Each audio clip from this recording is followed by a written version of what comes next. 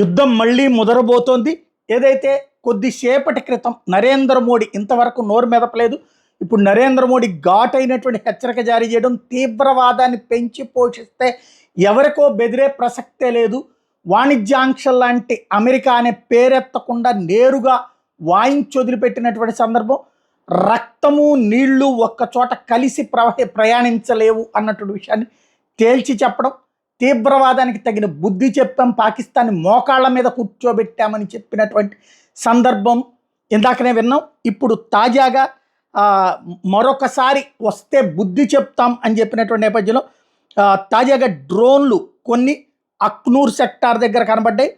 ఆర్మీకి సంబంధించినటువంటి సాంబా, కదువా, అక్నూర్ ఈ 3 సెక్టార్లో కూడా కొన్ని డ్రోన్స్ ప్రత్యక్షమైనవి. నిన్న ఆ డ్రోన్స్ వచ్చినాయి అన్నారు కానీ కన్ఫామ్ కాలేదు. ఇవాళ మాత్రం ఆర్మీ కూడా కన్ఫామ్ చేసింది. వాటిని ఇంటర్సెప్ట్ అంటే వాటిని మధ్యలో పడగొట్టాం, కూలగొట్టాం.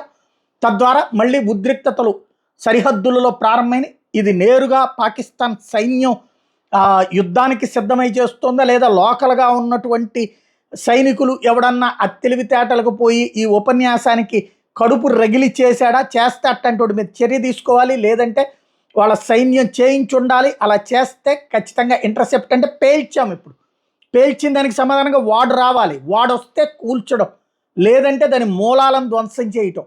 అంటే మళ్ళీ యుద్ధం ప్రారంభం కావడం అన్నటువంటిది జరుగుతూ ఉంది. ఇప్పుడే తాజాగా సైన్యం కూడా ధృవీకరించింది. అట్ ద సేమ్ టైం మన సరిహద్దులు బ్లాక్అవుట్స్, రాజస్థాన్, గుజరాత్, కాశ్మీర్, జమ్మూ, ఈవెన్ వైష్ణోదేవి ఇట్లాంటి ఆలయాలు, గురుద్వారాలు, అమృత్సర్ ఇట్లాంటి చోట్లను కూడా బ్లాక్అవుట్ ప్రకటించారు. అంటే అక్కడ ఉన్నటువంటి విద్యుత్ని తీసేస్తారు, ఆ ప్రాంతం కనబడకుండా చేస్తారు, ఈ డ్రోన్ల దాడులకి అందకుండా చేస్తారు. ఇది తాజాగా జరుగుతున్నటువంటి చర్య.